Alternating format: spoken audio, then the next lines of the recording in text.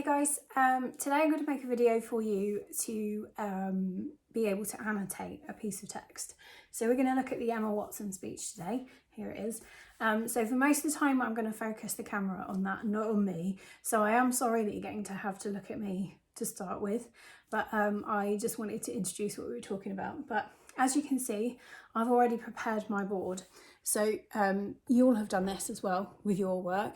So on my board, I've written all of the different techniques which you've got in your do now task for today's session, and in the middle I've got the first half of Emma Watson's speech. Now I'm not going to do the whole speech, I'm just going to look at a bit of it. So without further ado, I'm going to start to annotate and show you the kinds of things and the thinking process that you need for your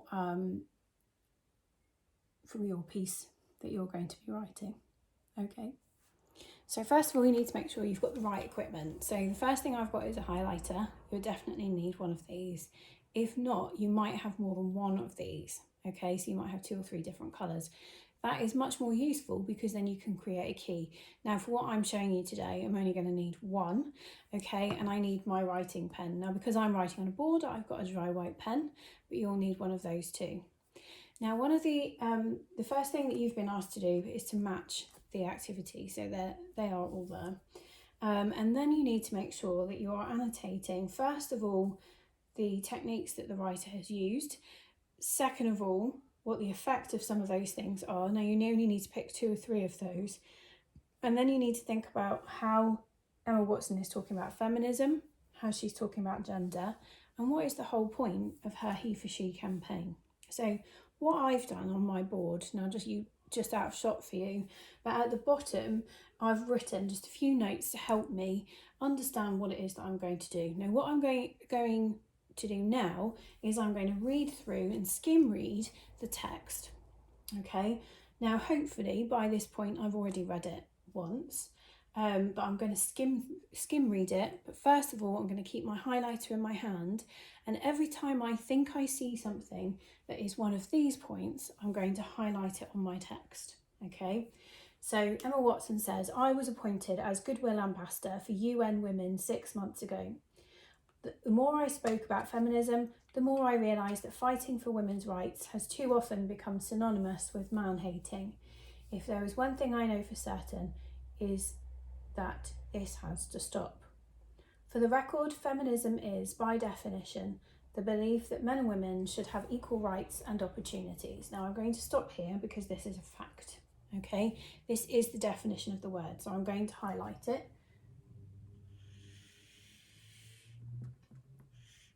It's the theory of political, economic and social equality of the sexes. So I'm going to highlight that bit as well.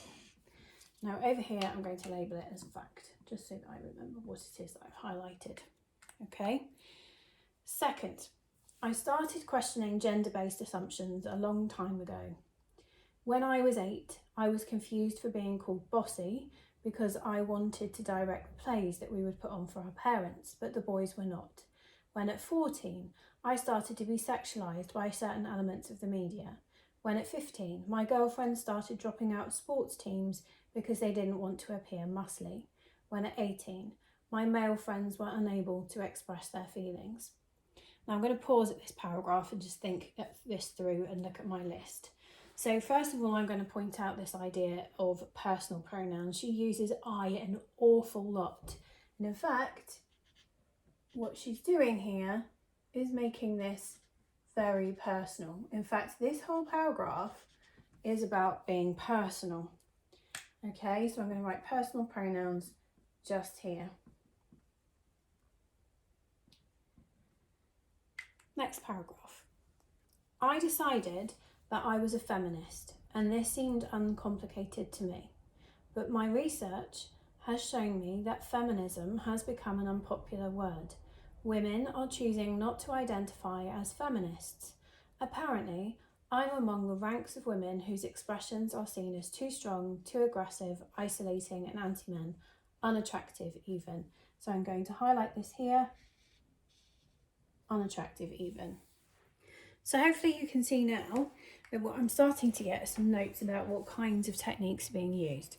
So this one that I've underlined here, attractive, unattractive even, I'm going to put short sentence. Now right at this moment in time, I haven't really put anything about why I think Emma Watson might have used it. So I'm going to come back to that in a minute. I'm going to read one more paragraph though. Why has the word become such an uncomfortable one? I am from Britain and I think it's right I am paid the same as my male counterparts. I think it's right I should be able to make decisions about my own body. I think it is right that women be involved on my behalf in the policies and decisions that will affect my life. I think it is right that socially I am afforded the same respect as men. So there's lots going on in this paragraph. So I'm going to highlight this bit here. Why has the word become such an uncomfortable one? The obvious thing here being the rhetorical question. So I'm going to put back Q. She also says, I think it is right. I think it is right. I think it is right. I think it is right. So we have here an example of repetition. Now I think it's also quite important that she's repeating the I think. Okay, so I'm going to stop my annotation here. But what I am going to do is to really think now about why some of these techniques have been used. So I'm going to start with the ones that probably have the biggest impact on me. And this is the idea of personal pronouns and the personal stories. So I'm going to change my colour pen so that you can see the difference. So I'm going to change my colour pen and I'm going to make some extra notes about it. So I'm going to highlight this one here, personal pronouns. So with personal pronouns, what I need to think about is why is she making this so personal? So she wants to give her experience. Otherwise, why bother, to be honest? Why bother telling us all these things? Second of all, why else might she be saying this? Now, she gives us lots of stories. So I'm going to put that there. Now, this has got a posh name. It's called an anecdote. So I'm going to write that down because I can remember the posh word. Now, why would she be doing this? Now, it's quite easy to think that somebody stood in front of us giving quite an important speech like this would say something that might not mean anything. So by giving her experience, it makes us believe her just a little bit more. Okay, so I'm going to say we believe in it more. Okay, so the next paragraph actually has lots of quite impactful sentences. In fact, grammatically quite incorrect ones. If we look at this fact that she says but here. But the big thing here is this short sentence. So I'm going to put a ring around my short sentence and I'm going to say, why does she create short sentences? Now I know in the back of my head that someone would use a short sentence because they just want to create impact. So I'm going to write that. But in actual fact, if I write that down, it's not going to get me very many marks, but it's also not going to go very far. Yeah, it creates impact, but what kind of impact? So I'm going to reread the paragraph to really think about this. I decided that I was a feminist and this seemed uncomplicated to me. But my recent research has shown me that feminism has become an unpopular word. So she's saying here that feminism's become unpopular. Women are choosing not to identify as feminists. Apparently, I'm among the ranks of women whose expressions are seen as too strong, too aggressive, isolating and anti-men, unattractive even. So I think she's trying to create impact there, that actually that's the insult, okay? This is the insulting part, that being called unattractive for being a feminist is supposedly meant as an insult. So it's almost like she's being quite sarcastic and kind of saying that being unattractive or considered unattractive is a bad thing for a woman. It's almost like she's commenting on feminism itself, but also commenting on just how we make decisions about our stereotypes. Now, you've done lots and lots of work on stereotypes and things like that. So I think by now, if we judge somebody for their appearance, we would understand that perhaps calling someone unattractive like that is actually quite insulting. So I'm going to leave those notes there. So I've got quite a lot here already. Now the next thing I'm going to focus on is this repetition. Okay, so I'm going to circle the repetition, but I'm also going to put here that why does she repeat it? So I'm going to put what it is that she does repeat. I think it is. Okay, and I'm going to underline the verb is. Okay, and note, so she's stating this as factual, but it's also based on the fact that this is her opinion. So it's almost like she's stating her opinions as facts. Okay, I think it is right. I think it is right. I think it is right. And notice as well that she repeats it very firmly and in very well structured sentences. I think it is right that I am paid the same as my male counterparts. I think it is right that I make decisions. I think it is right that I am involved on my behalf, that women are involved on my behalf.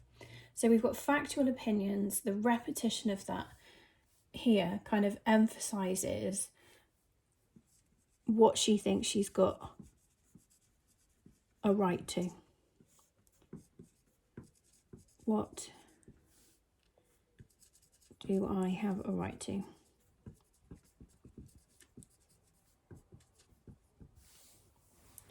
Okay, so what I now have are lots and lots of information about the text itself. So just to make this extra clear, what I've written on the top is a table. Now, if you don't like sprawling information, you could record your information in a table. So I'm going to demonstrate for you how to fill it in a table in the same way that you might annotate. So this is just a way of you using a different method of recording your annotations, or just making sure that you've got the information that you need. So I'm going to write quote on the left hand side and explode on the right. Okay, so in my quote I'm going to write unattractive even. Okay, excuse my terrible handwriting there. So in my quote explosion, what I need to do is I need to say why the writer might have used these particular things. So I'm going to put here that this is a short sentence. I'm also going to write that it creates impact. But why does it create impact? Because she is emphasizing how insulting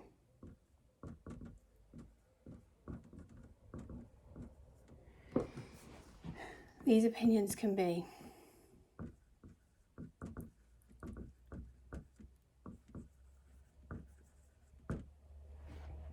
So, same piece of information, just a different way of recording it.